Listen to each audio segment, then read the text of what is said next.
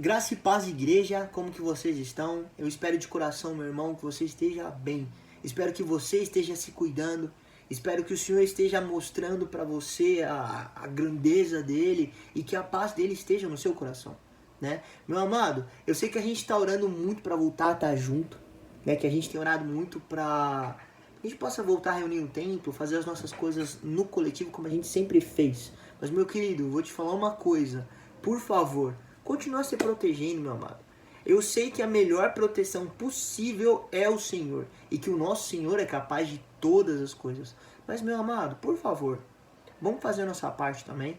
A palavra de Deus nos diz que nós não devemos colocar o nome do nosso Deus à prova.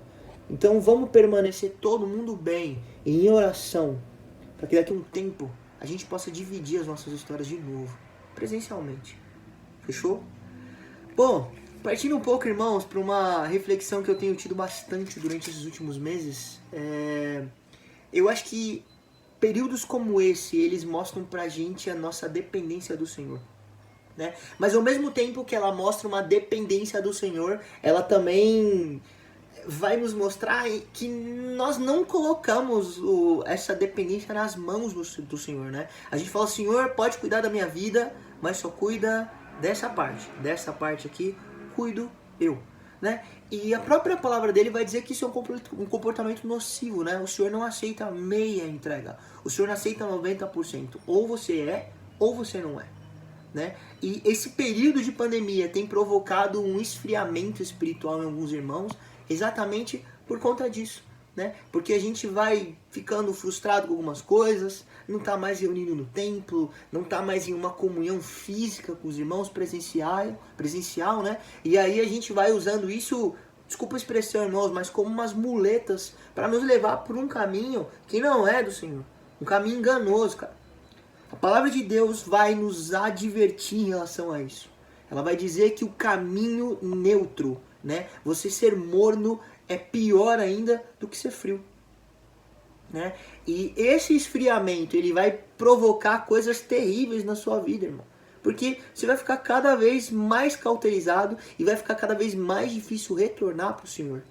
E quando a gente vai chegando nesse estado, qual o maior perigo? É porque a gente vai virando relativista, né? As coisas elas vão sendo certas ou erradas por questão de comparação. Por quê? Porque a gente não está mais buscando a verdade. Quando a gente não busca a verdade, qualquer mentira pode ser chamada de verdade. Essa é a verdade. Meio confuso, mas não é não. É muito prático, na verdade. E quando a gente vai trabalhando, né, essa neutralidade na nossa vida, a gente vai sendo cada vez mais neutro, vão chegando influências externas. E essas influências vão ocupando o caminho, o espaço que era do Senhor na nossa vida. Então, que tipo de influência? A primeira delas, o inimigo, né, com todas as suas tentações, toda a sua sorte de estratégias para nos colocar num patamar ruim, né? E a gente tem também aí livros, filmes, relacionamentos, conversas, amigos, músicas, jogos, que eles vão literalmente nos condicionando a pensar que coisas que na Bíblia são mostradas como totalmente erradas não são tão erradas assim.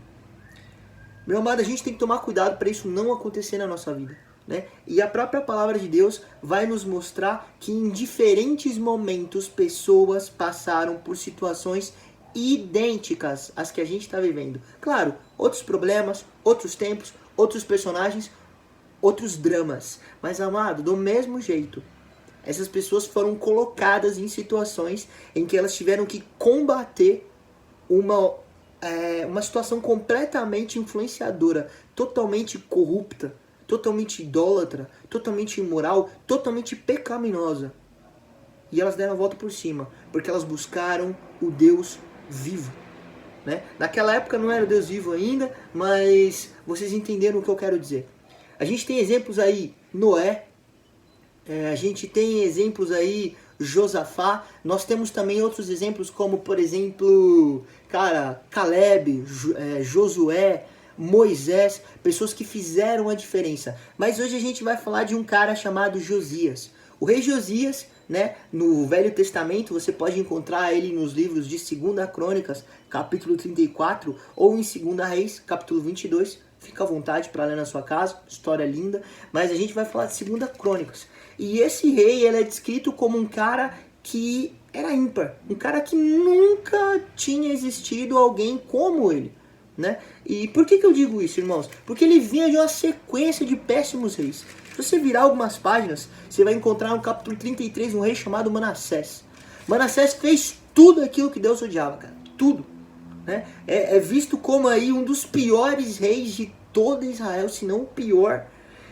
E Manassés trouxe imoralidade, trouxe idolatria em níveis que nem os povos que Deus expulsou daquela região cometiam. Então ele conseguia ser pior, velho. Esse era o Manassés. Manassés ofereceu filhos como holocausto. Manassés trouxe deusas da fertilidade, ouviu profecias. Manassés fez tudo errado. Como se já não fosse suficiente, quando ele morreu, quem reinou no lugar dele foi o filho dele, Amon. E esse Amon seguiu os passos do pai perfeitamente. Só que quando Amon morre, quem assume o reinado é um cara chamado Josias. E esse cidadão aqui só tinha 8 anos de idade, cara. E eu acho muito interessante que a apresentação dele na Bíblia, irmãos, no capítulo 34, ela vai dizer que assim, Josias fez o que o Senhor aprovava, ele andou nos caminhos de Deus.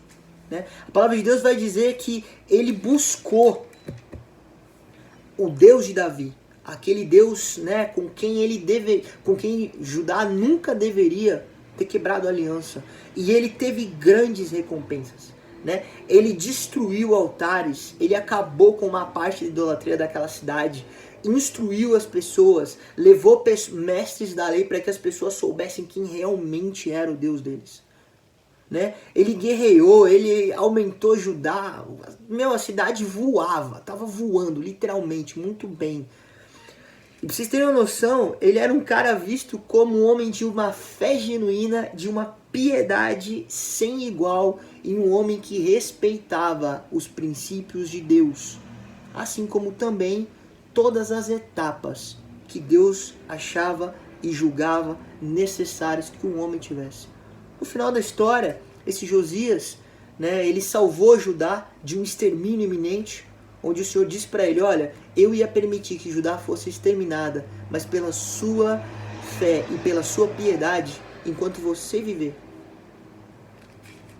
a cidade vai permanecer bem. Sabe qual foi a consequência, irmãos? Mais de 30 anos de reinado, um dos maiores reinados, se não o maior reinado da história de paz, onde você tinha guerras, mas a cidade permaneceu bem. Então, meu querido, o que eu quero mostrar para você com a história aqui de Josias? Meu irmão, nós não podemos permitir que esse momento que a gente está vivendo cauterize o nosso coração. Nós não podemos permitir que essa situação que está rolando por aí, né, essas influências externas, elas ocupem o espaço que pertence ao nosso Deus, o Deus vivo, o Deus que é o Criador de tudo. O nosso Senhor tem permanecido no controle das coisas e nós não podemos deixar que esse contexto negativo que a gente está vivendo tome o lugar de glória que pertence a Ele.